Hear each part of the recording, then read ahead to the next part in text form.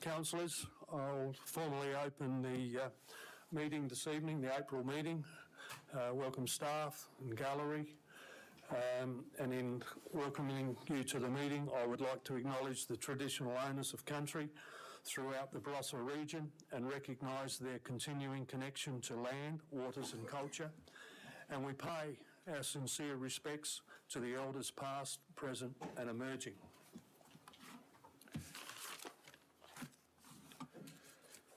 Members, there is an apology from Councillor Greatwich, so we'll make that apology and we'll note that in the minutes. And there is a leave of absence from Councillor Troop. Item 2.1 is the minutes from the previous meeting for confirmation, and that's the council meeting held on the 21st of March. At 5:30. Someone move those minutes be accepted. Councillor De Vries, seconded Councillor Barrett. All those in favour? Carried.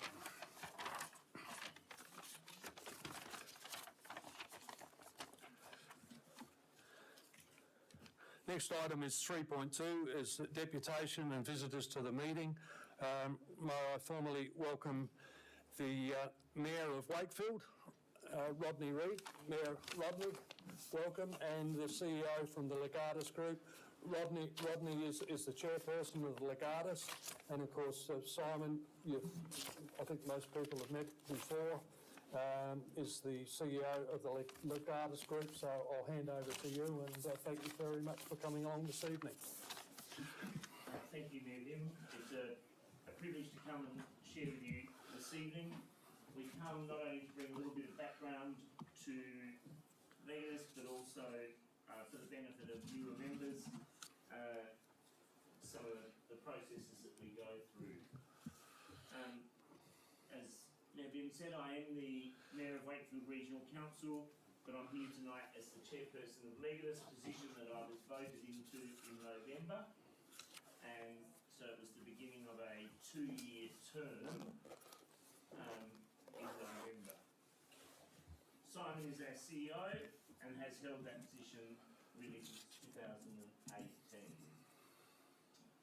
Legatus is made up of 15 councils, ranging from the Barossa in the south to Flinders Ranges in the north and everything else in between. Legatus meets quarterly, and when we meet, we visit the different councils that make up the 15 councils within it.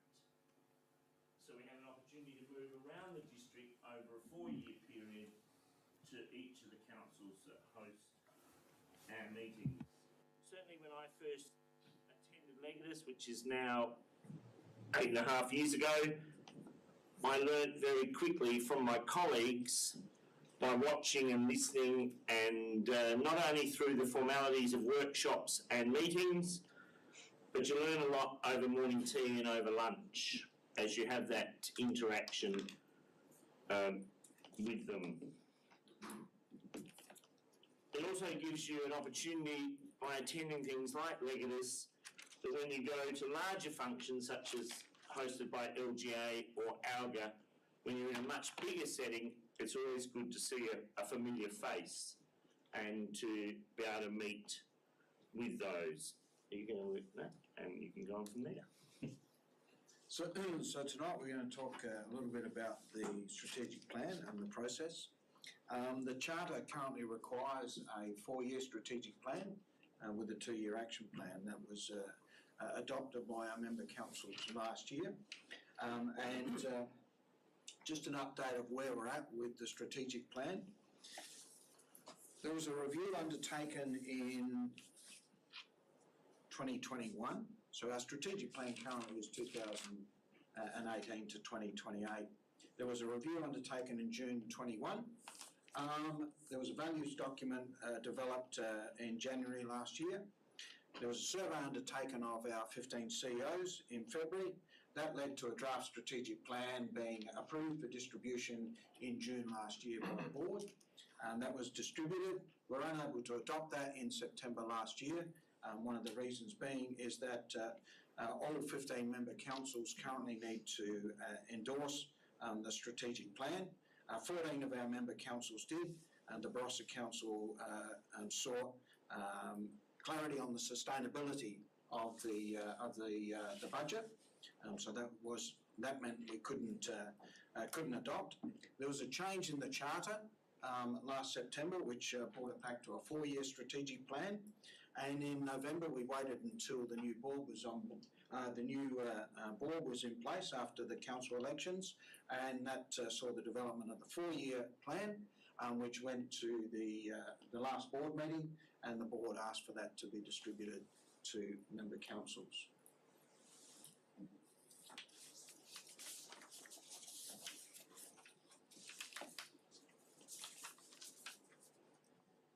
We have a number of strategic documents, just as councils do, that are in place within Legatus.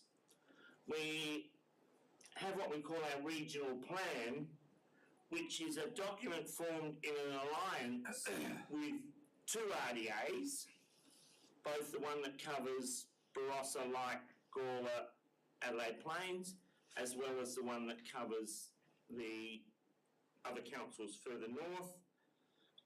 Landscape SA are part of that alliance, and PERSA also has representation at those meetings, although they're non-voting in the alliance. We have a climate change sector agreement. We have the regional transport plan and waste resources and recovery strategies, and also our Northern and York drought resilience plan in place. This long list here, and I'm not going to go through them all, but it is a indication of various reports that Legatus has prepared in recent times, and that helps us with some of the project work that Legatus has been involved in over that time. But as I said, I won't go through them at this stage. Our vision for Legatus is the Legatus Group is recognised, respected and supported as a strong region. This slide highlights 3 key areas that are there really to assist us to reach our vision.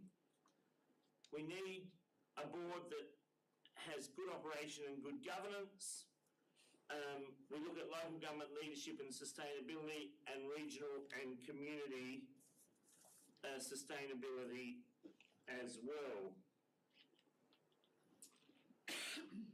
I'll let you go on from there, Simon, and I'll come back to that in a minute. So under the review that was taken in 2021, the board looked at trying to scale back what we were doing and bring it back to a core focus and a core area around advocacy. That led to that review identifying the 6 items on the left. The regional management group, our CEOs, the survey undertaken from them shows the projects. The areas that they believe were important to be part of the strategic plan. So as you can see, there was little difference between what the board and what the CEOs were saying, but I think, as I was talking before, there is a complexity for the organisation with 15 member councils, and one of the things that we have looked at is that sub-regional approach, where councils may have communities of interest, such as our coastal councils, as a way of sort of working together. And so the strategic plan and where we're at. Legatus has a charter that is our governing document, and we function through a board of 15 members. We have 4 advisory committees that consist of board members,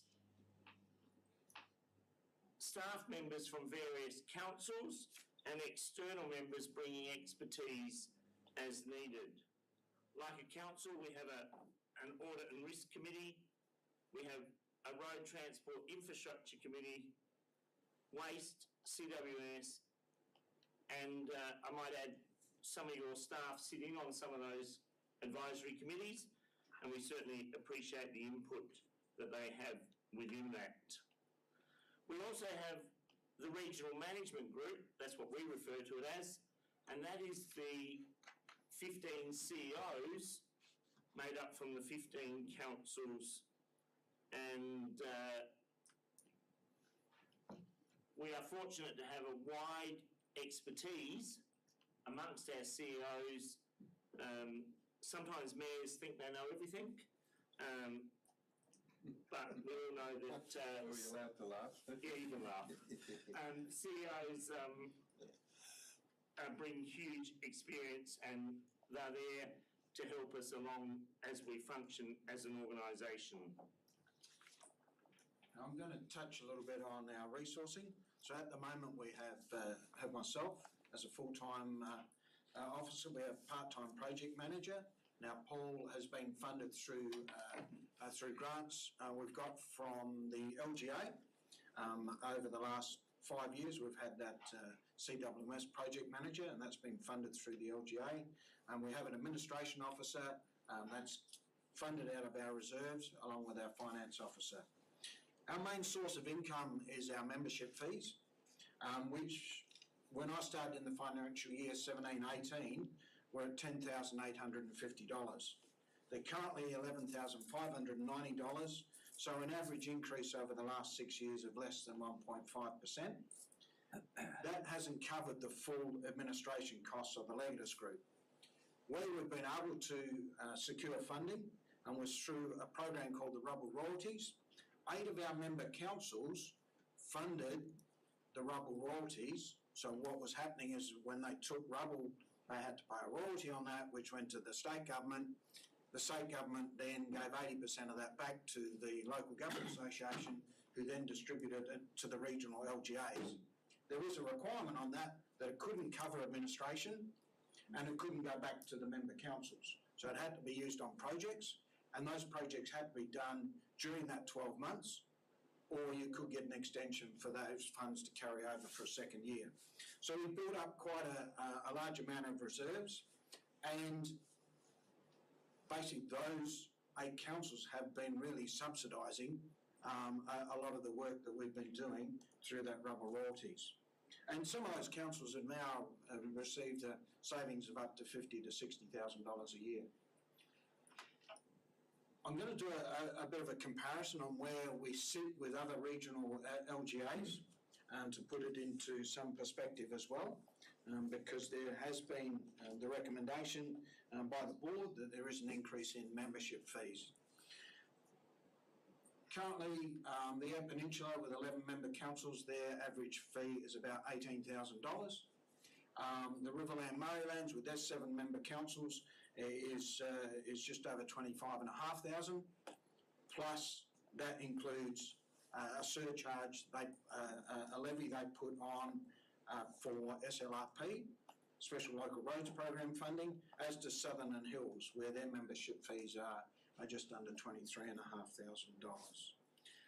The board has, with advice from the Audit and Risk Committee over the last few years, has wanted to have reserves of around 18 months of operational expenses. So that's what we've been slowly working down over the last 3 years to get us in that position, and by the end of next year, we should be in that position that there's about 18 months worth of reserves.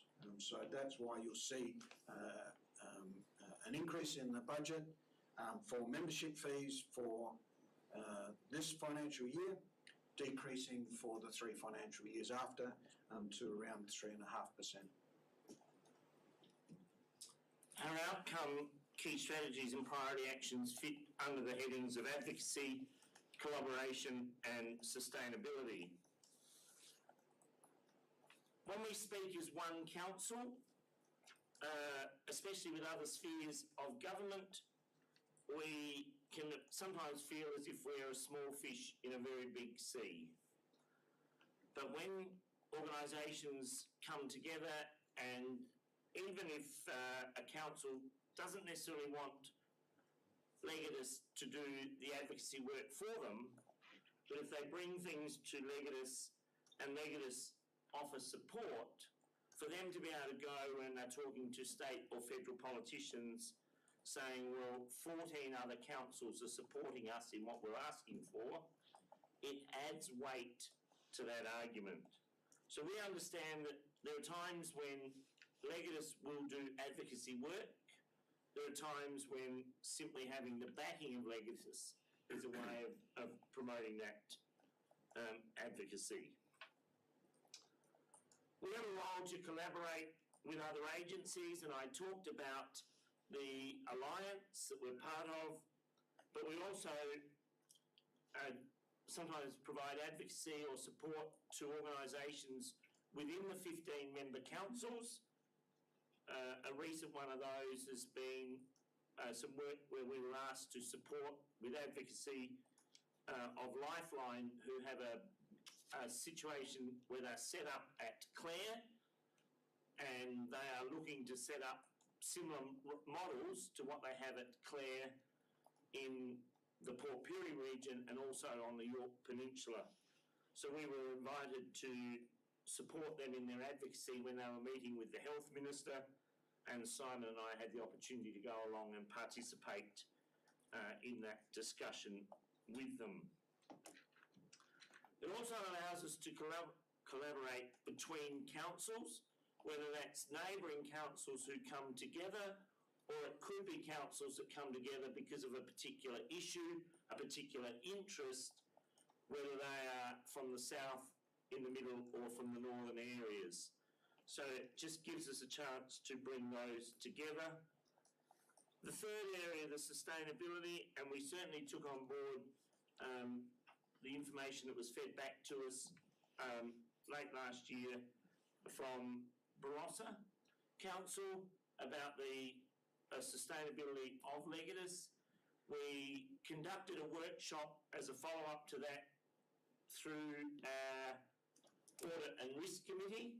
They held the workshop looking at options going forward, and from that workshop, recommendations went back to the board meeting, and they were then endorsed at the Legatus meeting.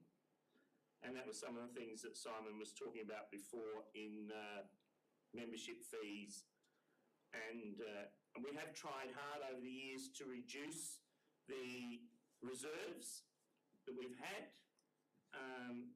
In fact, 4 years ago, we put up a project and Legatus had agreed to support it to the financial support of $100,000 a year. But we were very fortunate that when we put that program up through to the state government, they in fact picked up the bill. So we were trying to reduce our reserves by $100,000 a year over those 4 years, and state government came to the party and supported that project, which was putting 2 staff members on the ground supporting families impacted by the drought in the northern area of our Legatus region across multiple councils in that part. And that program is still in place today, but as I said, not being funded by us. I'm not going to go through all of the key projects or the work that we're doing on, but and I'll flick through these slides. But there are a couple of things I wanted to mention. One is it was great to be here for the Northern and York Regional Forum a couple of weeks ago. That's mentioned in Mayor Lange's report to you tonight, along with bringing some of those emerging researchers from the university sector here as well. So those were a couple of forums we held here in the Barossa. We've got our waste management forum coming up on Friday the 12th of May, and that's going to be at Peterborough. Peterborough are working on a trial compost site, so of great value and interest to a number of our member councils. And on the 8th of June, we're running the 4th, I think it is, South Australian Community Waste Management Scheme Conference. So we're funded by the LGA to do that. We're working on our regional transport plan, and currently we have completed this year's roads database, which will go to our Road Transport Infrastructure Advisory Committee, where we'll do the second lot of assessments on the priority roads, which are going to be put up for special local roads funding for this year. And we've also undertaken it's called a QGIS, which is a scheme which our regional roads plan is now online. And so we've got HDS to do that in an online format, and there'll be a training session coming up for works managers and roads managers in the coming weeks to show how that can work. Touched on the drought resilience plan. That's led to a community continuity planning for disasters project, which we've been funded through SAFECOM for, and that project is just commencing. We'll decide tomorrow. I'll have a report to the chair and the deputy chair about the consultant will look to take that on, which will run a series of workshops which will be targeted specifically at people like yourselves about thinking about how you prepare for a disaster. So not necessarily the skills. It won't be a skills workshop, but it'll be a workshop about thinking about the things that you need to think about in preparing for a disaster. Another project which we've got around the environment is we're working with a number of metropolitan councils around the carbon offsetting for the local government sector. Last year I questioned why metropolitan councils are funding all these greening projects around the world for their carbon offsetting, and said, why don't you think about regional South Australia? And they said, oh, we think that's a good idea. We'd much prefer to put funds into regional councils than these forest projects around the world. So we're just looking at the feasibility of being able to do that. So they're just a couple of examples of some of the current projects that we're working on. Really with a focus on the local government sector, which in turn benefits member councils. And they're just some of the regional partnerships that we have, which were touched on before by Mayor Reid. In conclusion, this evening, it would be remiss of me to stand here thinking that everything's all rosy. Like lots of organisations, we've had times of hiccups in recent times, particularly over the last 18 months or so. Legatus has lost its way a little bit, and people have dropped off in attendance, which is really unfortunate and disappointing. Certainly at the first meeting after I was elected as chair, at the workshop at that meeting, I outlined my intention to try and reunite Legatus during my term to bring it back as a strong regional organisation, a place of sharing, a place of learning, a place of wanting to be there, sharing with colleagues and going forward. One of the things that I suggested at that workshop and have implemented into our agendas, when we meet, whichever council hosts us, they have an opportunity at the beginning of the meeting to share with us highlights, concerns, issues they're dealing with in their council, because we all learn from that by learning from others. And what we've adopted now is that the last agenda item of our Legatus meetings, we're going to have an example of best practice, something that a council has done, and either the CEO or a staff member from that council will have a chance to present to the others present at the meetings of something that they've done that is perhaps an example of good practice. At our meeting that we held, our last meeting at Port Pirie, the CEO and our finance officer from Wakefield Regional Council shared the work that they conducted within the council over a 2 and a little bit time period, where we look at the methodology of our council rating, really throughout the existing structure and looked at various options and put a system into place which is a much more level, fairer when it comes to differentials and different land uses. So that was something that was shared at that meeting. We were in Port Pirie that day.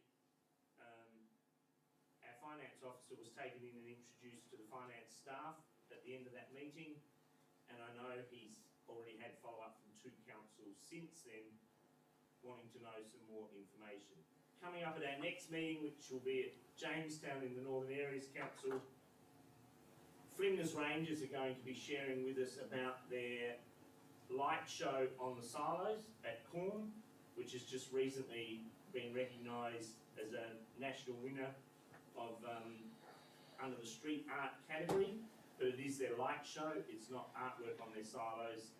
And Eric Brown, the CEO of Flinders, will be sharing with us the journey they've been through over 18 months from where they started to the standard and quality of the presentation they do now. So I will be looking for councils to be prepared to put forward examples of best practice that they can share at our meetings. As I said, we're looking to change the focus to get it back to not only dealing with what we have to do at the meetings, but also making it a place of a learning and a place where people want to come and participate. We're happy to take questions if you want that, Nevin, and I'm hoping Simon can answer them. Thanks, Mayor Rodney, and thanks, Simon.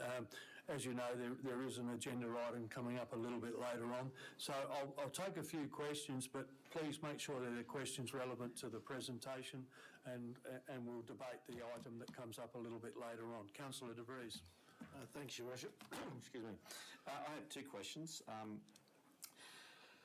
I just want to know what in your view, is the greatest single direct and material benefit that the Barossa Council has been a recipient of since the inception of Legatus? And the second one, I guess that's dealing with the past. What projects are you currently working on that will result in a direct and material benefit for the Barossa Council going forward? Yeah, so I think as a regional organisation, certainly the support around special local roads has been a significant contribution for individual councils, but as a regional organisation we tend to focus on regional priorities. In the values document that was distributed last January, that outlines, and I don't know if you ended up, I'm happy to send that through, that outlines the value of the Legatus Group to the region. It is around $4 million a year, is what we've been able to bring in over those last 6 or 7 years. So that's some of the work we do at a regional level. We tend not to work with individual councils. We tend to work with clusters of councils. So that will depend on what councils will bring to us, as well as the conversation around what advocacy do you want from us, as in being able to get support from those other 14 councils. Certainly I think some of the work around rating equity has some real potential value for quite a number of our councils. I know less for the Barossa, but there is financial incentive. I can't remember exactly how much the Barossa Council was, but that was some work that the Legatus did around trying to look at getting rating for wind and solar farms, which would be of some return to the Barossa Council. We got it to the stage where there was a private members bill introduced in Parliament. The next day Parliament dissolved and a new government came into place. But all of the indications are that the work we've done is being advocated through the LGA, and I would think that there will be something coming up later this year, which hopefully will get some direct return to those councils who currently can't get wind and solar. So, regional transport plan, I think the work we're doing around drought resilience has some significant opportunities for member councils to use that in advocating for, which is what we encourage individual councils to do, is to use our roads plan, to use our waste, to use the work we're doing in CWMS to actually advocate for increased resources for individual councils. So that's some work we've done. I think the carbon offsetting has some really good opportunities. I know at the moment Burnside Council are going to come and present at the next board meeting. They've started some dialogue with White Regional Council and looking at what they might be able to help fund with White Regional Council. So I'm really hopeful that metropolitan councils will be able to help. I think some of that continuity planning that we're coming up around disasters will have some real impact directly for individual councils. So we're able to get that funding.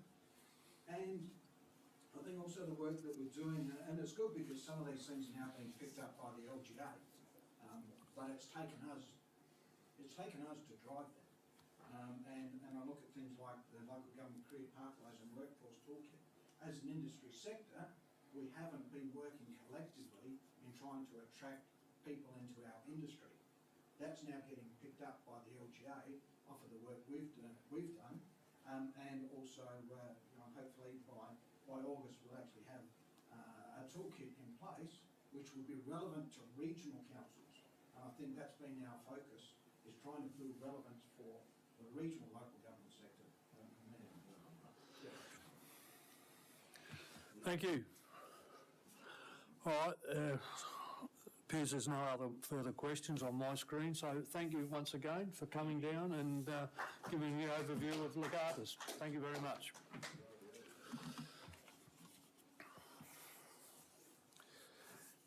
Members, we'll move to the Mayor's report on page 4.1. Any questions that anyone may have? Someone like to move the Mayor's report? Moved Councillor Angus and seconded Councillor De Vries. All those in favour? Carried.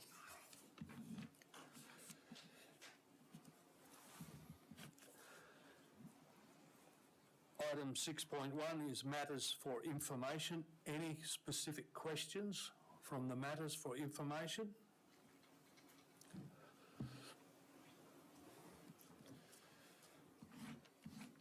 Right, we'll move on to the, sorry, Kathy. Councillor Schilling. I was a little late in pressing my button. So I was thinking now, I've got a comment, but I'll have to turn it into a question. Yes, just on the Belgravia aquatic plan, just around the focus on that plan is about the Rex, which I understand because that's our main aquatic facility, but there are some opportunities, I believe, with the both our outdoor pools, and when I looked at the strengths and weaknesses, school holiday activities and programs tend to just be at the Rex, and that one of the weaknesses of the Rex is that there's a lack of swim space. So my question is, I don't know who I direct it to, probably to Ms Moen, which thank you for working on the reciprocal rights. That's been something that's been very confusing for a number of years, so it'll be great to have that cleared up. But yeah, I'd like to see a focus on all pools, not just the Rex, moving forward. Thank you. Yeah, Ms Moen. Thank you, through you, Mr Mayor. I take your point, and we are currently working with Belgravia to understand what their broader remit is in the pool space, but to make it clear, there are two separate contracts that relate to the operation of Williamstown Pool is separate to the Rex and the Nuriupta Pool, and one of those contracts is nearing its expiry, so that relates to the Williamstown Pool. At the moment, the primary focus has been on the Rex. The Belgravia are working through some fairly significant challenges in attracting and retaining enough swim instructors, and that is a problem that's being experienced more broadly across Swim SA. And we've been working on some strategies to assist them with that. But that's not to say that we can't expand the marketing activity and the program delivery across those various sites as we seek to activate them. But I will say council also has some responsibility to determine an aquatic strategy to help inform some of that work. And that's something that we will need to take on notice internally to help provide some scaffolding and some guidelines for Belgravia to operate within because of their contract conditions. So we will need to take that on as a on notice or motion ourselves. Yep. Thank you.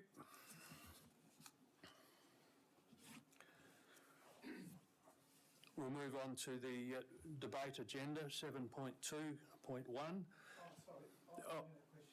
I'd look at my screen, councillor, so can you just press your button? Could you go back, scroll back down? I have a question about the proposed Old Sturt Highway Nuriupta Code Amendment. And to the CEO,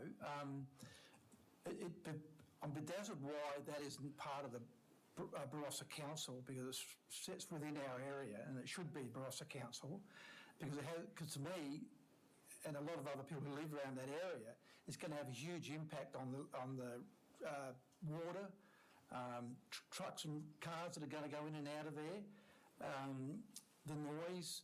So what impact is that going to have? I've read the report, but what impact will that have on the Barossa Council as a whole? Seems that it's in our area, but it's not in our area. To CEO. Yep, thank you.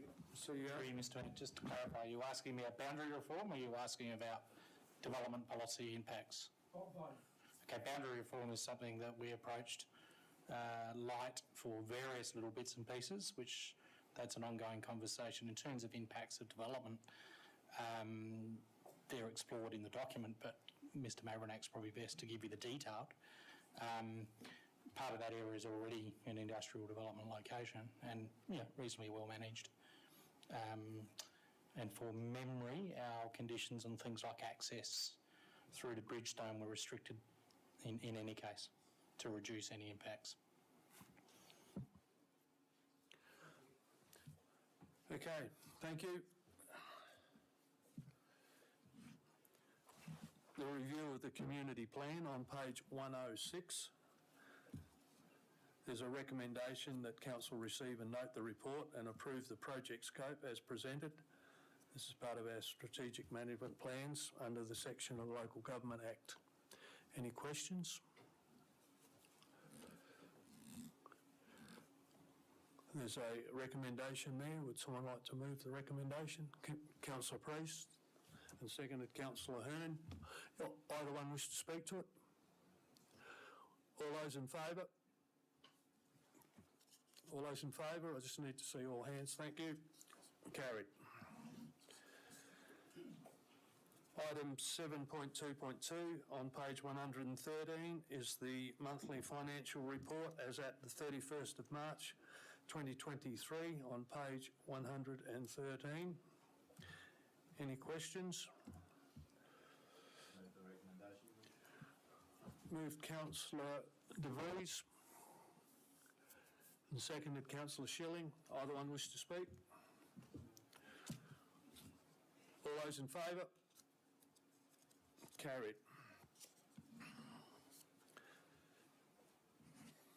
Councillors, we now move to page 116, which follows on from some workshops, work that was undertaken. Now, this just picks up from the documents from the workshop. As you know, there's no decisions at the workshop. So this is on page 116, initiatives for the draft 2023-2024 financial year budget.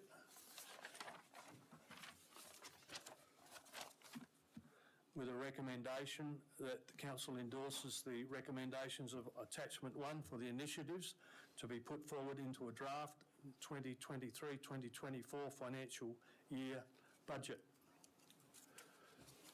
Happy to move the recommendation. Moved Councillor Angus.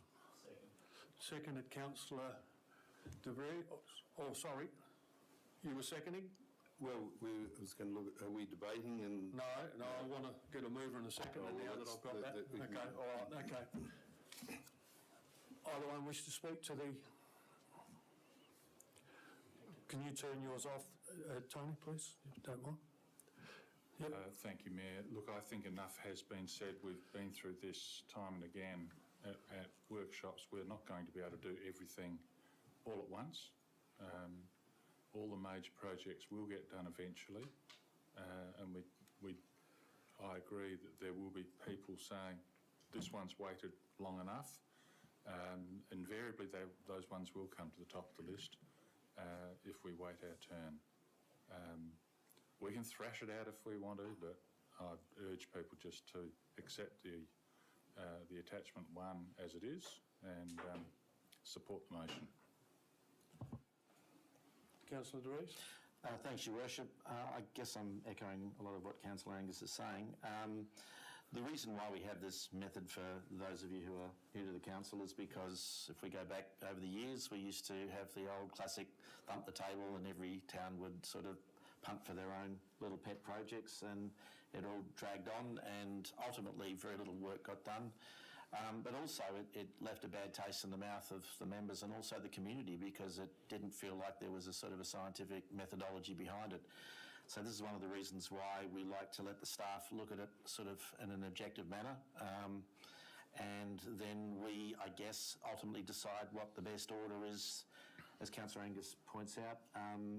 Eventually everything does get done. Sometimes it can be frustratingly slow that certain items which you personally want on the list get bumped. I can think of at least 3 or 4 of mine which sort of got pushed one year after another, but if you're patient enough, eventually they get there. We can't do it all. Even if we had the money to do it all, the staff couldn't deliver it all in the time frame. So we have to be reasonable about it. Looking at the priority lists, I'm satisfied that this is probably as good a fit as we're going to get. Thank you. Councillor Allen, you got a question or you want to speak to the motion? Or? Sorry. Councillor Barrett's come up, sorry. Yep, Councillor Barrett.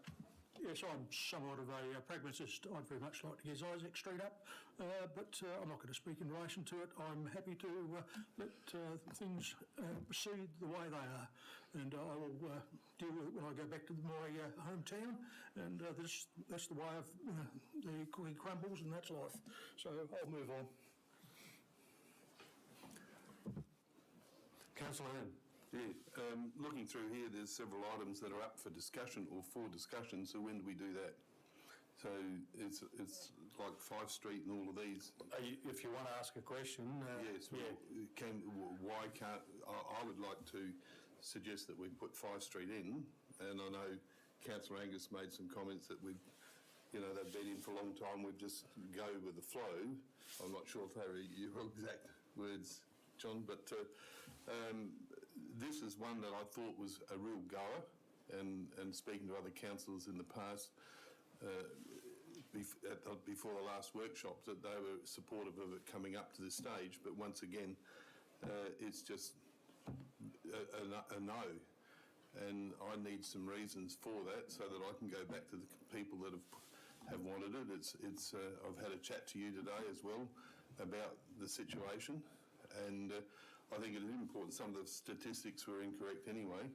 10 movements a day when it's a lot higher than that. I think it's about 48.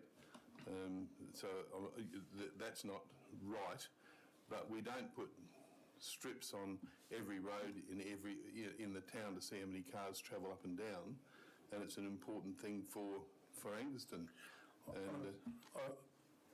And I guess, Councillor, after our conversation, I have reread the report again in a little bit more detail. I guess what I need to point out is that I have a motion on the floor, and it's been seconded, that we accept those that have got the yes at this point in time.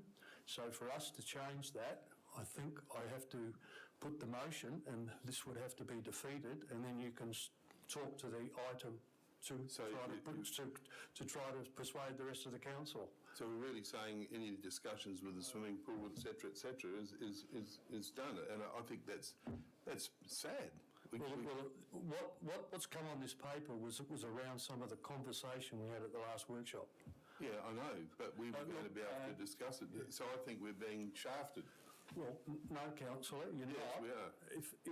If I put the motion and if it's defeated, well then you can go for the whatever you like. So why, Mayor, I don't understand, in previous years, and I've been a councillor for many years, we've discussed why we want it on there and why we want it changed, but you're not allowing any discussion at all, simply because we've put it on the table to move. And, Councillor, I'm just highlighting the fact that the procedure is such that I have a motion before us to accept those in the recommendation here. So if the chamber defeats that motion, we'll then come up with another motion. So what would other motion, other than why don't we debate some of these others that are for discussion? Why have we got for discussion on the paper? That to me, I've passed English, that means we should be discussing it, and we're not going to do that.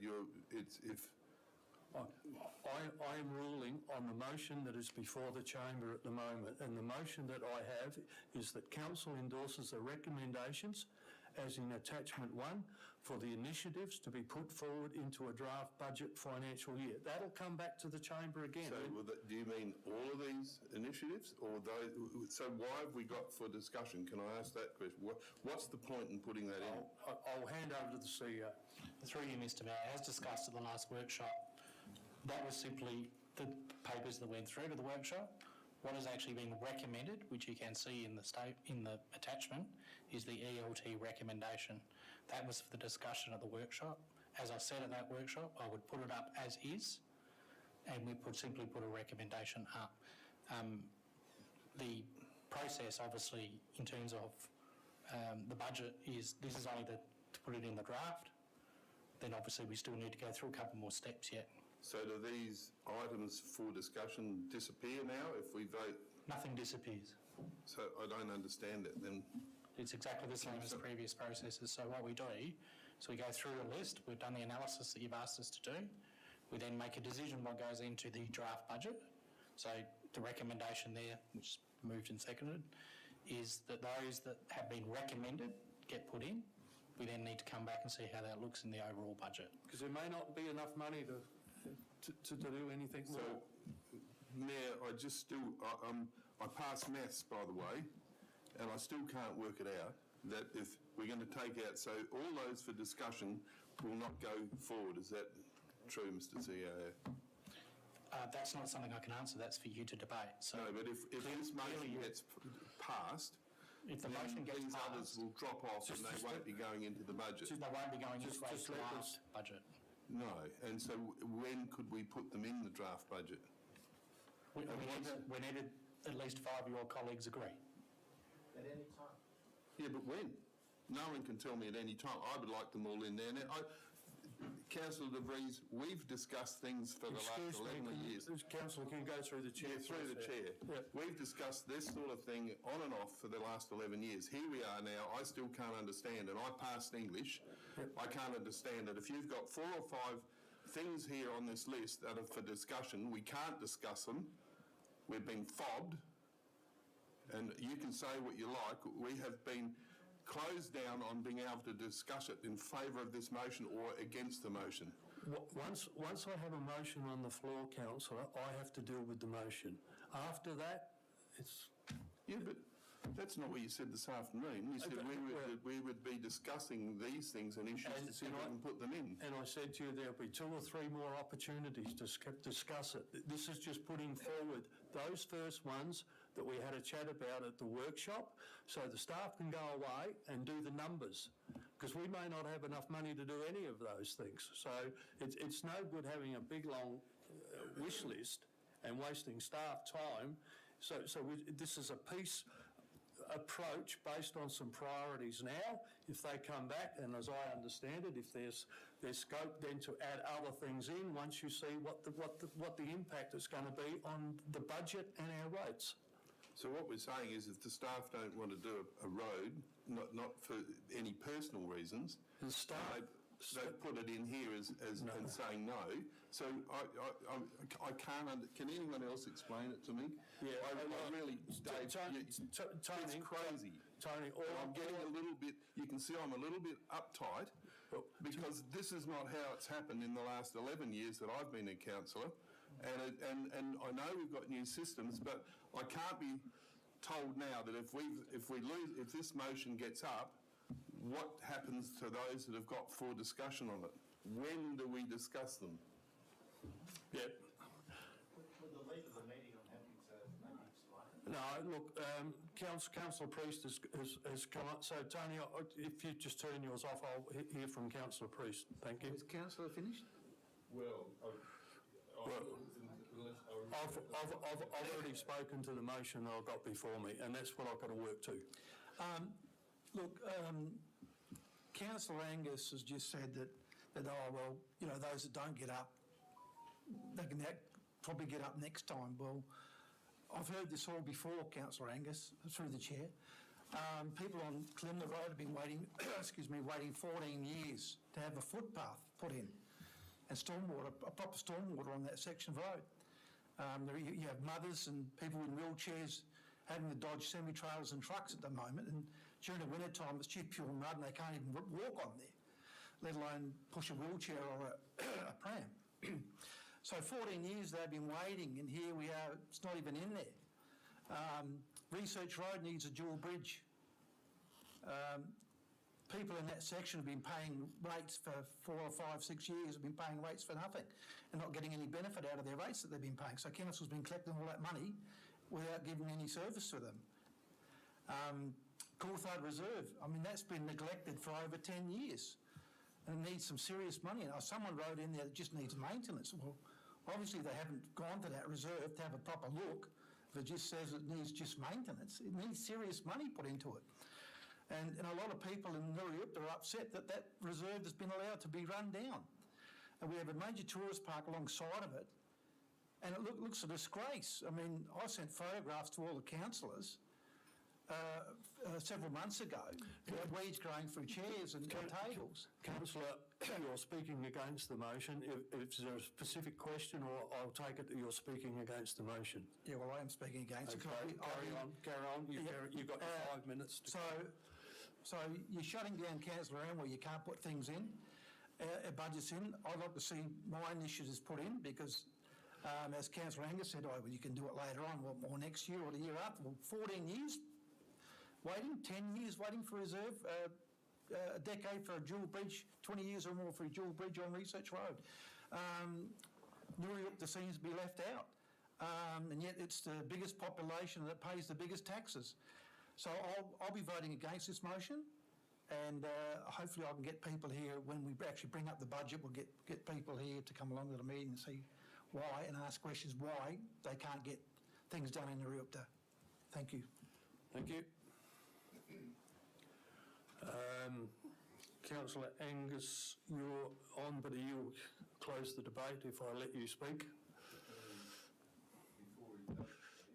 Have you got a question?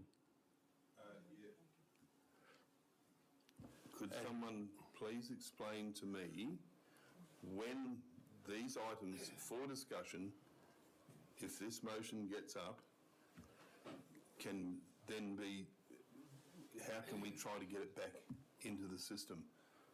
That's what I would like to know. I want a positive answer, not a wishy-washy answer. CEO? So the draft budget will then come back to the council for an approval to go to consultation. There'll be a review of the consultation outcomes, and as we do every year, then we'll look back at the last 2 years' worth of new initiatives that didn't get up, and they'll be reassessed again and again and again and again. And can I just, while I've got the floor, just to remind you, the staff will do whatever we're told to do. If I can just remind you of that, Councillor Hoon. Oh, yeah. And the yes that you're talking about is what we talked about in this chamber at the workshops, to come back. So nothing's really changed. It's what was agreed. So, Councillor, I can't let you debate. We've got a motion on the floor, unless it's a question. Well, I don't think the question's been answered. Well, There's, through you, Mr Mayor. Yeah, I'll explain it one more time. The full budget will come, second opportunity. The review will come after the consultation, third opportunity. If it's still not supported by your colleagues, then there'll be the following year. The following... Well, every year, like we have begun this year and the last year of the year. Sorry, if I could finish. Yes, Tony, let the CEO speak. What we do is because we you're always waiting look back now. 2 years to say these are the things that didn't happen. Fife was actually put in there because it wasn't funded last year, and it'll come forward again to the next year. If it doesn't get in this, that is the process that the council uses. So how can we get it? I still don't understand how we can get it in Look, this year. You vote, if you want my advice, and the Mayor has correctly identified, you vote it down and you put a different motion up. yeah, Yeah, well said. so, yep, Mayor, may I ask a question without closing Yes. the debate? yes. Is it possible for someone to move an amendment? Yep. Or variation, I think. Or a variation, yeah, yep. There's your answer. You could move a variation. No, both spoken, yeah, The mechanism is there. yeah. There is a mechanism to come back to it, yep. No, you've spoken to the... Can someone else do it? Councillor, I can't let you solicit comments from the chamber. No, look, that's it. I think we've had enough. No, councillor, we've got a motion and I've got to take the motion. If there's no further questions, councillor, do you... Yes, with the permission of the meeting, maybe I can explain to Councillor Hearn. Well, I think, look, I think the CEO's... I may get across, that's all. No, I think we've had enough debate around it all, and the CEO's explained the process, and the process is, once the motion's there, I've got to deal with it. Yep. Councillor Angus, I'll let you close the debate. Thank you, Mayor. Notwithstanding what's already been said, I'm not going to enter into a debate about the needs or wants of bridges in Research Road. This was a relatively democratically agreed to list of items prioritised at a workshop, now being ratified at a council meeting. Sure, we can go and revisit them, and I agree, Tony, there are things that we would love to see bumped up the list. Sometimes it doesn't work like that. I do urge you to support the motion so that we can get something done. With that, I'll put the motion. All those in favour as the recommendation to be adopted by council, that council receives and notes the monthly, I'm on the next one. The recommendation in attachment 1. All those in favour?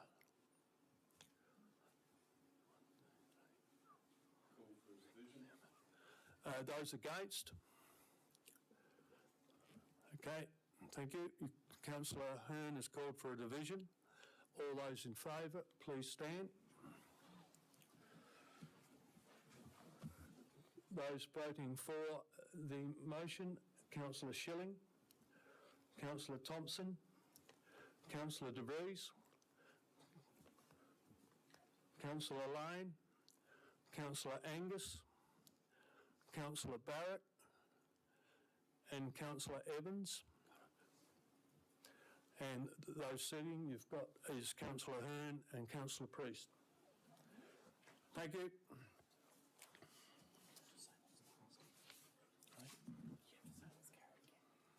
Okay. So the motion is carried.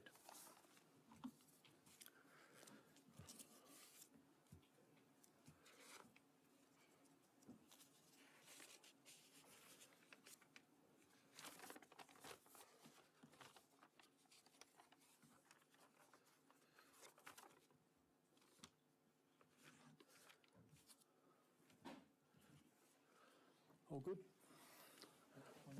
Page 148, 7.2.4 is the Legata Strategic Plan 2023-2027, Annual Business Plan and Budget for 2023-2024, and the Long-Term Financial Plan on page 148.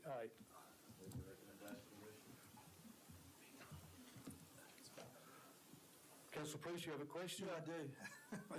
Councillor, he always jumps in, wants to jump in and move the motion. Councillor Priest, yeah. Just on the Lagarde group, I noticed it's in waste. Could I just have an explanation of what it actually involves in waste? Because as we know that the major supermarkets no longer collect plastic bags and chip packets and Barossa Cobb used to do a fantastic job in stopping that from going to landfill. And I don't know whether that involves Legalis with the waste, but if so, I've had a number of residents ask me what council intends to do about not allowing this stuff that used to be collected by supermarkets, especially the Barossa Co-op, going into our landfill areas. And is that Legalis' job to stop that through their waste? I'll let Mr Maverick answer that one because there's a couple of answers in your question. Yeah, thank you, Mayor. There is a couple of answers in there. So the Waste and Resource Recovery Plan is looking at ways to address a number of waste streams. So part of what the Legalis Advisory Group is looking at is how we can get a sort of bit of a spoken wheel type model happening within the region. One of the biggest contributors to waste cost is transportation. So we're looking at how we can actually achieve some hubs around some of the key waste streams, so whether it be organic, recycling or general waste. So yes, part of Legalis' role is to advocate for change, as well as us as a council to do that as well. So in terms of how different waste streams are tackled, in terms of the supermarkets and what their role is, obviously, it's community driven as much as anything. So again, it's one where both groups can work together to try to address and ways of actually addressing those waste streams. Mr. Better, the supermarkets are no longer collecting that waste because there was a problem with the waste management contractor who was collecting it in Sydney. So they're no longer collecting that waste now. So what I'm saying is we have residents' concerns that this is now going into our landfills. And what is our council role in trying to stop that from happening? And I'm asking the question, is that part of that group's job? Or do we need to move a motion through council to have Legalis do it through the LGA to go to the state and federal governments to start collecting that waste again instead of going into the landfills? That's my question, sorry. Through the Mayor, obviously in terms of local government, we're responsible obviously collecting most of the household waste through our curbside collection. Ultimately, those sorts of materials that can't be recycled end up in landfill. So that is the fact. So all that waste that they used to collect is now going into landfill? Potentially, yes, Yeah. because ultimately they're things that can't go into the recycling stream. So my question is, how can we stop that, and how can, as a council? So obviously one of the main areas is advocating for industry, for government to either reduce those packaging elements and finding alternatives. And obviously the government has done a lot in that space, obviously in removing plastics from most of the production. Obviously we're seeing now the introduction of bamboo and other material to replace plastic. So government drives that, local government drives that through advocacy for industry to change its practices. So that is one way. So we're a small voice in that, but it is a part for us to play.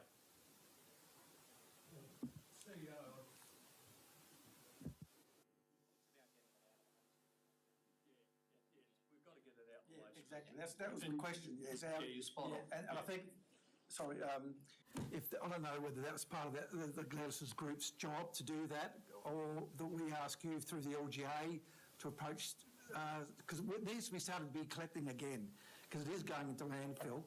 We're putting it into our bins now. It needs to stop. We need to stop that from going back into landfill. So we need to get a process through the state and federal governments, through the Environmental Authority, to start collecting that again, whether we get the supermarkets to start doing it again, because they did a fantastic job, and the government pays them to do it, or the government has a place where they can take it all and be dumped or disposed of properly. Mr Mayor, what I'd probably suggest, Councillor Priest, because obviously had another idea from Councillor Schilling today as well. Might be a really good opportunity, perhaps in the new financial year, the next couple of workshops are pretty busy, to actually, we can map out where all the waste streams and what's actually going on. Because there's other real problems in the whole system, and Legatus do play a world in that, LGA play a world in that, Geezer or whatever they call themselves now, Grading Industries SA all play a role in that. But it's all really significant about trying to get it out, because it costs a hell of a lot more to get it and get it over there. I think the collection you're talking about was something that basically the Barossa Co-op did off for its own back. Junctions with Coles, Woolworths, Yeah. Queensland, Yeah. Drake's, so they'd all collect it, give it to one company, I think it's in Sydney, and they'd dispose of it properly. Yeah. Well, then they found out that they weren't disposable. Yeah, so By the time they're collecting that. Yeah. The concern of residents is, well, that's now going into landfill. Yeah, understand. Well, the challenge is that it's probably likely to go landfill anyhow because it can't be recycled. So I think it would be a fantastic conversation, because I know you're not a councillor, Mr Mavronek did a similar exercise with the past council, that actually we mapped, here are all the main waste streams, here where they go now, here's where the problems are, here's where the gaps are. And that might be a really valuable conversation in the next few months. To then know if we want to lobby, who we lobby.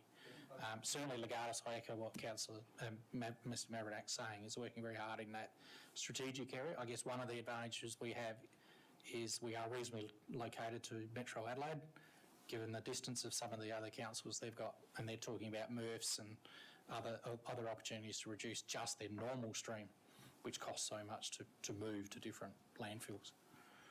And just to add further to that, we did try a pilot program for soft plastics, working with a community group, and obviously that sort of had a bit of momentum for a while, but like I said, it's having the right partners to be able to drive some of these initiatives as well.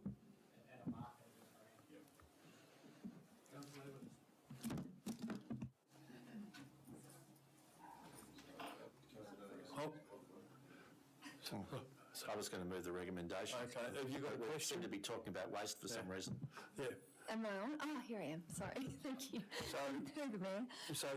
We had that recommendation there. Yes, carry on. You got a question? Yes. I would just, if I may, just say I think it will be a fabulous initiative to discuss in a workshop to move forward.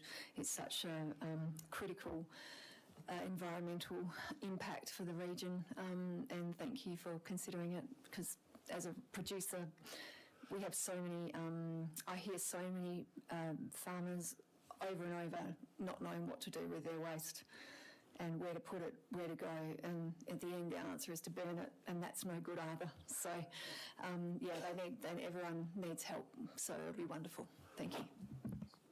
Councillor De Vries. Thank you, Worship. Move the recommendation. Happy to speak to it if I get a second. Second to Councillor Angus. Councillor De Vries.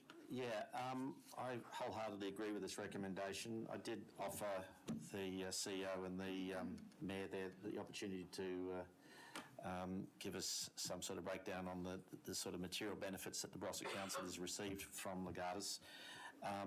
We used to be in what used to be, I think it was called, was it Mid-North? Was that the original name? Southern Hills. We were in Southern Hills, but what was Legatus called? Mid-North. Okay, so we were in both at one point. Yep. And we ended up deciding we would just go with one rather than the other. The reason why we did that was because we were told that in order to do that, we would be then eligible for road funding, but if we weren't, then we would not be eligible for road funding. I'm not that fussed about the cost so much as what we get for the value of it. I find myself looking at Southern Hills and thinking if we're in there, we'd be one voice in 7 rather than one voice in 15. And I think sometimes going on the Legatus side and looking at where the 15 councils align, we're very much on the outskirts of it, and I don't think we're sort of their core business. And I would feel more comfortable seeing the money spent if it was being spent on... Point of order. We have taken this point of order. Yep. Does the councillor move the motion? Shouldn't he be speaking for it? Because it sounds like he's speaking against it. No, he's speaking for the motion, Haven't you councillor. read the motion? Yeah. No, he's speaking for the motion. Yeah, The motion is to limit funding. Yeah. Carry on, councillor. Yeah. But, sorry, I'm a bit lost now because I've broken my thread. So what was the point of order? I'm sorry. The councillor Priest felt that you were speaking against the motion, but you. Yeah. No, you carry on with your. Thank you very much. So, what this recommendation is actually seeking to do is to look at the charter, look at the core business of Legatus, and decide exactly how much we want to be involved in this. For example, even the brand name, I agree, the name Legatus means nothing to anybody. I think a name that actually, when I'd say Riverland, I know where I'm thinking about. When I say York Peninsula, I know where I'm thinking about. When I say Eyre Peninsula, I know where I'm thinking about. Legatus, I think outside of the people involved in that, maybe you know what the hell we're talking about. I'm curious as to why we're still in this organisation. I'm not saying we should be, and I'm not saying we shouldn't be, but I think that all of the points in this recommendation need to be followed through. I think we do need to review the charter. I think we do need to make sure that Legatus is just building on core business. As we heard in the presentation, the past activities have not been, let's say, optimal, and I think now it's time to have a look at them. Thank you. Councillor Angus. Thank you, Mayor. In seconding that, I would echo Councillor De Vries's statements. I was pleased to hear Mayor Rodney admit Legatus had lost its way. I think this is a great circuit breaker. It gives them the opportunity to decide whether we are a good fit, and it gives us an opportunity to either say, yes, we're in, or we move on to somewhere else. So I'd urge you to support the motion. Thank you. Any other comments? The motion is before you. All those in favour to the motion? Carried.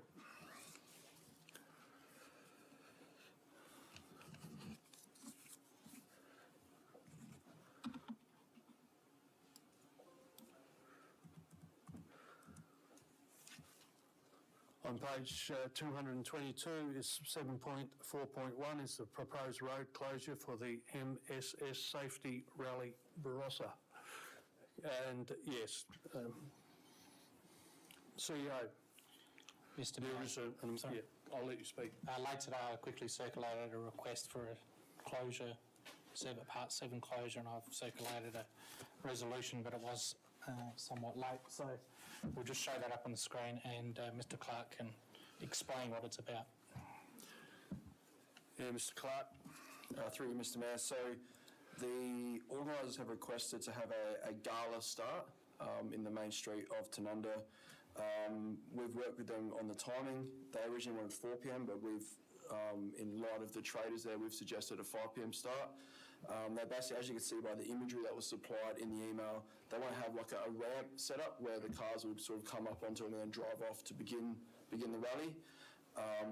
We're working with SAPOL in terms of what that looks like to ensure safety in terms of barricades within that closure area, but it's just an additional closure to Murray Street, Tanunda, from Theodore to the Northern Archway, and then Bazaar Road, Tanunda, between Murray Street and McDonald Street to accommodate this.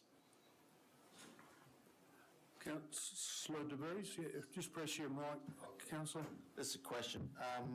This feels very familiar. Didn't we do this once before, Your Worship? Yeah, we have in the past. Previously, there's been a launch in, I think it was Tanunda Main Street. I think it was, and I seem to remember as a pretty good evening as it turned out. Yeah, thanks.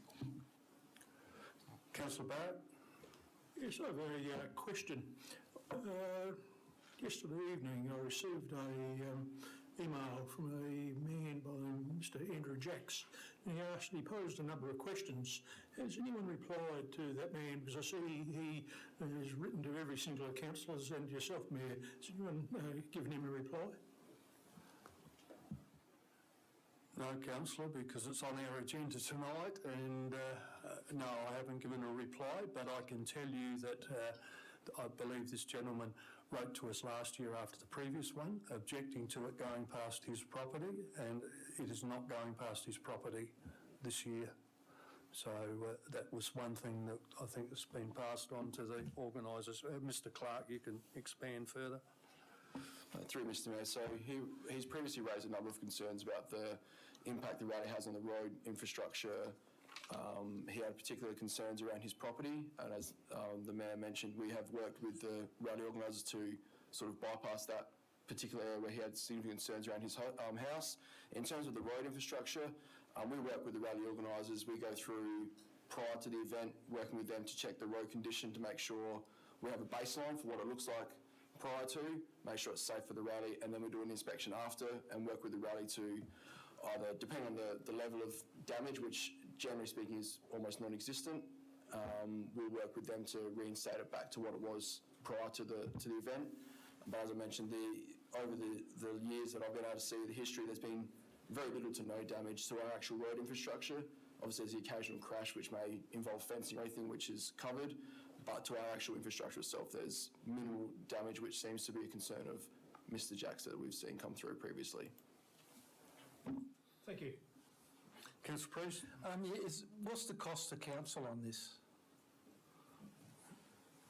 I don't know the exact numbers. There's obviously some costs in terms of the closures, which are standard. I don't know the exact numbers in terms of the cost, but in terms of the road infrastructure, there's very little. We don't, and any cost we can recoup from the rally, but we don't have any cost that doesn't goes outside what we would normally spend. Councillor Thompson? Yeah. When I was in Goyder, I spent a lot of time working with the organisers on this, and I have nothing but good things to say about them and their organisation. So they were very supportive of local community. They're really good with young people, and especially disadvantaged young people. So they support the community in that way, and also local groups for catering and things like that. So in terms of community value, they're generally, from my experience, really valuable for a small community. Yeah. Hit your button, Councillor. Yeah. I don't have a question, but if everybody's finished, I'm happy to move the motion. Okay. Moved Councillor De Vries. Seconded Councillor Angus. Councillor De Vries. As everybody knows, the Barossa's been doing it very tough for the last couple of years between China and COVID and everything else that's occurred. Anything that we can do to bring money into the area, to raise brand Barossa, to raise the profile of the area, we should do that if it's possible. These events have proved incredibly successful. Like any event, there'll always be one or two people who would rather they didn't occur, but these are overwhelmingly popular. If this is half as successful as I remember the last time they had it in the main street, this is going to be a huge night, and I think that the entire area is going to be very proud. So I do urge everybody to support it. Councillor Angus. Any further comment? Councillor Barrett. Yes, I raised it at the Eden Valley Tourism meeting last night, and there were no objections from over to Eden Valley Way. It's slowly moving that way. All those in favour? Carried.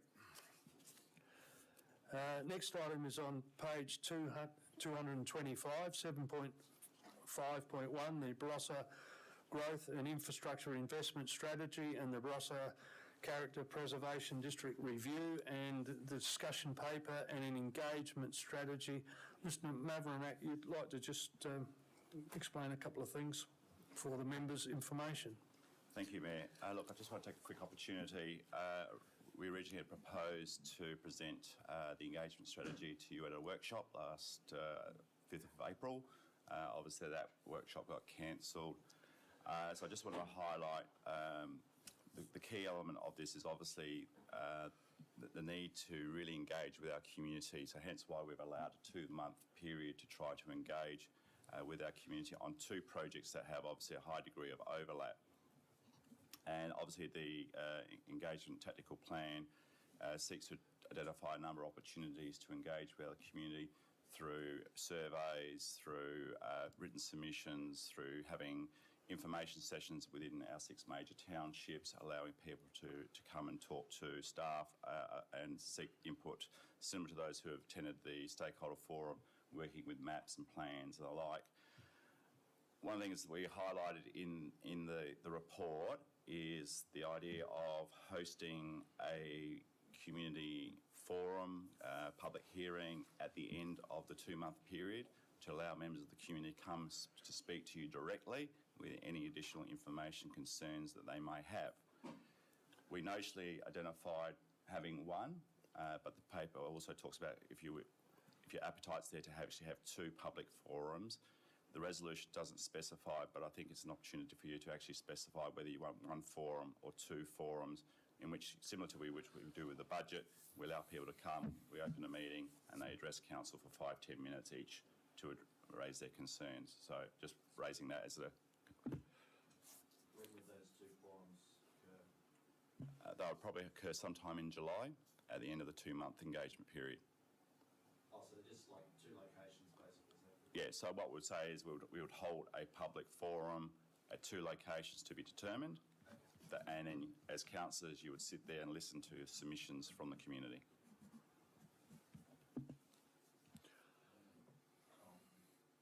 I'm happy to move it with that rider that we have a second forum.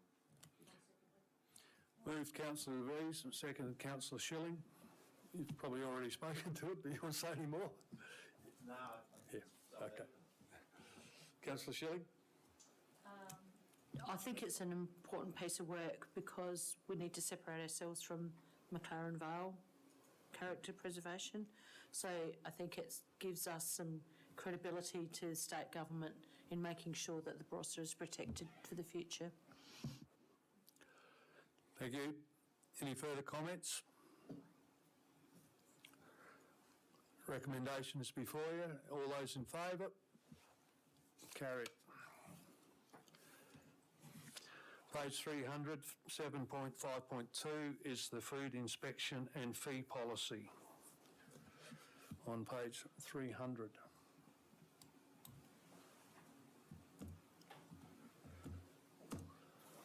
Councillor Angus. Yes, a question, Mayor.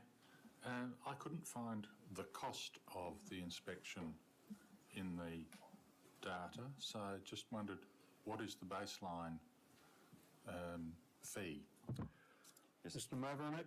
Through the Mayor. So for food business inspections for businesses up to 20 employees, it is $134, and for over, it's $334. Councillor Priest. Yeah, I have a question. Some time ago I spoke to the CEO and you, Mr Mayor, in regards to a service station that I saw photos of that were disgustingly unhealthy and they were selling food. And I think the CEO said at the time that unless they say they are selling food, council can't do any inspections. How can we readdress that to have that we do inspections on all properties that you know, like service stations and what have you, to make sure that they're selling food at healthy food? Yep. CEO. I'll go first and then Gary can give you the technical. So what that was is that particular business wasn't registered for food. So after you reported that, we would have been following that up. So because they're not registered on the public food register, I can't remember its proper name, Gary, you'll know it. We weren't even aware that they were serving food until you come and told us that. So they've got an obligation to, if they're serving public food, to be registered on that, then we get notified, then it goes on our inspection schedule. So is it self-regulation? My understanding of the regulations, I'll have to double check this and I can certainly get back to you. It's not my area of expertise, but my understanding is yes, when they have to self-regulate, they have to register that they're actually serving food to the public. I'll let Mr Maverick give some more info for you, Councillor. And through the Mayor, I'm not an expert in this field either, so both the CEO and myself are sort of helping each other out. But fundamentally, yes, if you're selling food, you have to register your business as selling food, and then it becomes on the register that then our officers can actually then undertake regular inspections. So there is a bit of self-regulation in that.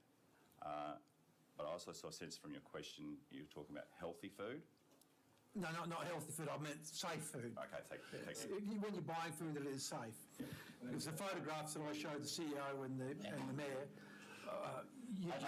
My recollection is they're not anymore, but I can actually follow that up. they've closed down and Yeah, I think so. Yeah, but a new service station's going in there and they're going to be selling food.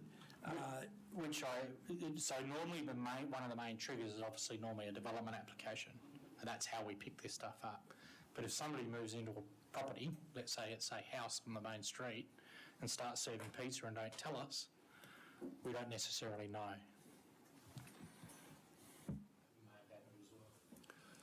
Okay, thank you. Thank you, thanks. There's a recommendation. Councillor Rees and seconded Councillor Barrett. You wish to speak to it? Just that I'm not going to insist that they sell healthy food at a service station, because I think we'd have them all shut down in very quick time. Yeah. Councillor Barrett, yep, okay. I'll put the motion. All those in favour? Carried.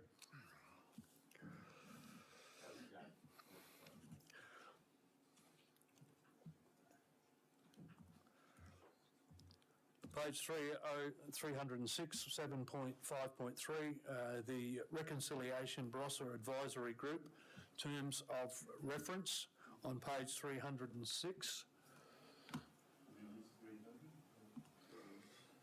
316. You just did 300, Councillor.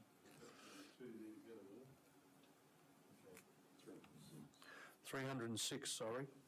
Reconciliation Barossa Advisory Group terms of reference.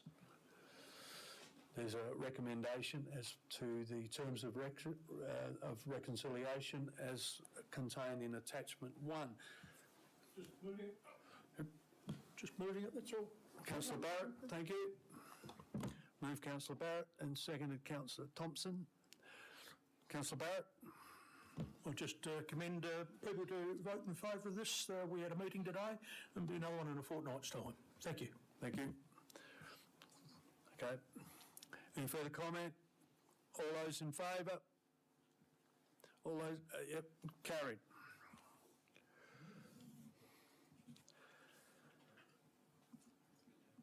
Page 316, 7.5.4, the Waste Management Services Policy Review on page 316.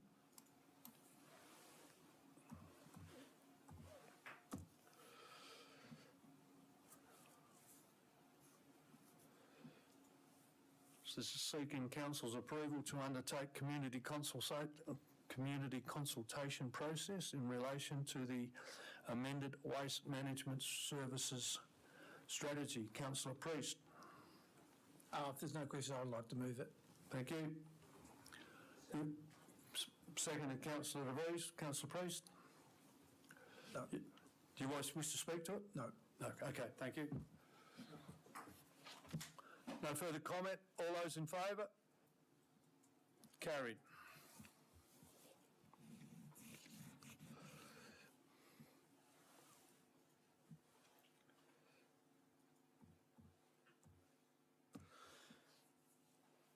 Page 346, 7.5.5 is the deed evaluation Commonwealth Home Support System Commonwealth Home Support Program, with a recommendation that we support the funding for 2023-24 in accordance with Section 38 of the Local Government Act. Councillor Priest. Yeah, I'd just like to move it if no one's going to move it. Thank you. Councillor Hearn, second. Councillor Priest, just wish to speak. Councillor Hearn. Nothing further. All those in favour? Carried.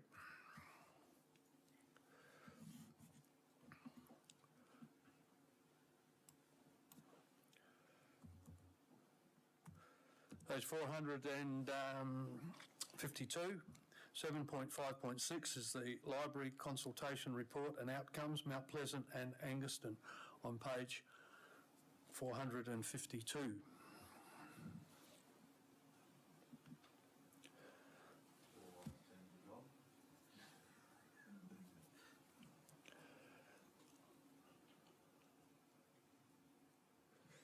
So there's a recommendation there.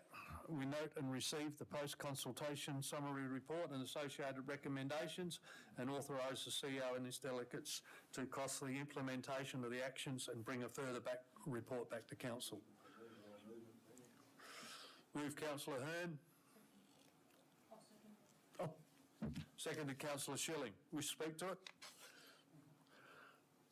No further comment. All those in favour? Carried.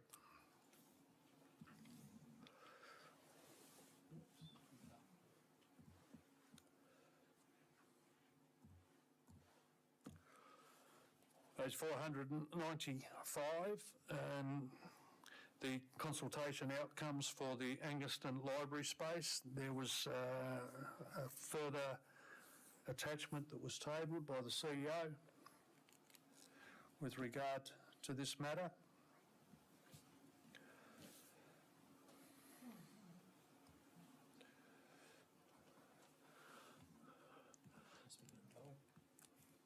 Recommendation there, councillors, that council note the feedback and waits further work to be undertaken on the lease and licence policy process and the community planning review until it proceeds with any alternate uses for the current space.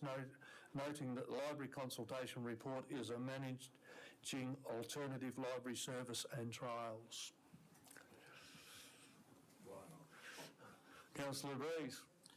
Sorry, but... Oh, sorry, Councillor Priest, sorry. Yep. I'd just like to say that how important libraries play in our community, especially in country communities, and if we could have libraries all over the place, I'm all for it because I love libraries, my children love our libraries, and I think we should be fully supporting the continuation of libraries wherever we can. I'm taking you're moving the motion? No. Okay. I just wanted to speak. Okay, all right. Councillor De Vries. Moved for Councillor Rees and seconded Councillor Schilling. Councillor De Vries? Thank you. Any further comment? All those in favour? Carried.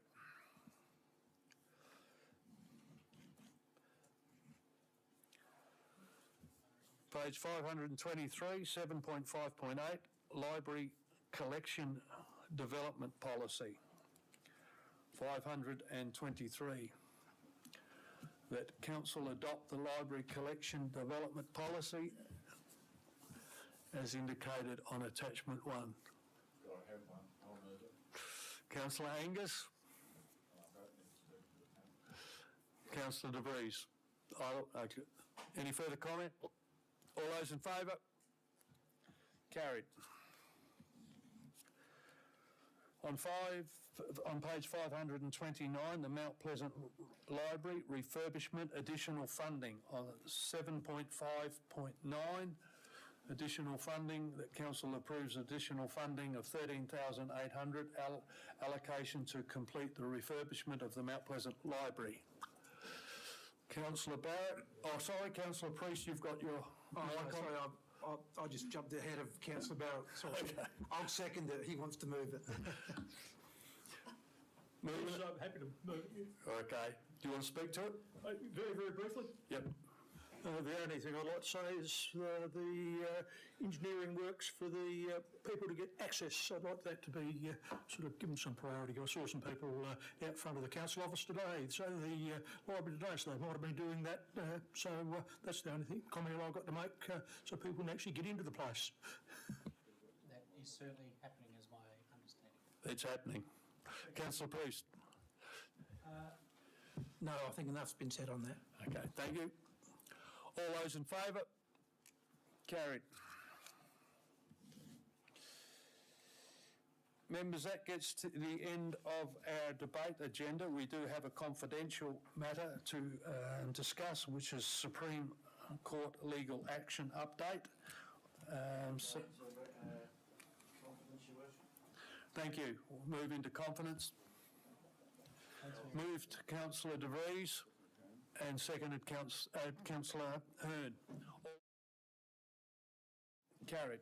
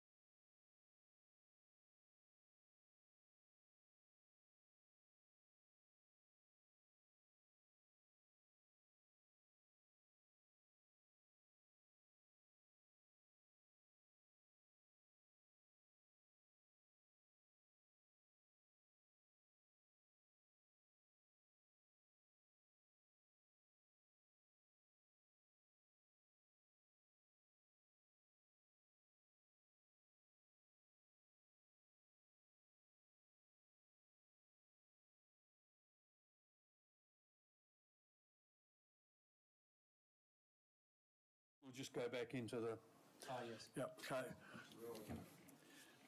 Councillor Priest? I'll move to go back in. Oh, we don't have to move to go in. Okay, no, that. I'm just trying to be careful. It's all right. Okay, no, that's one thing that has changed.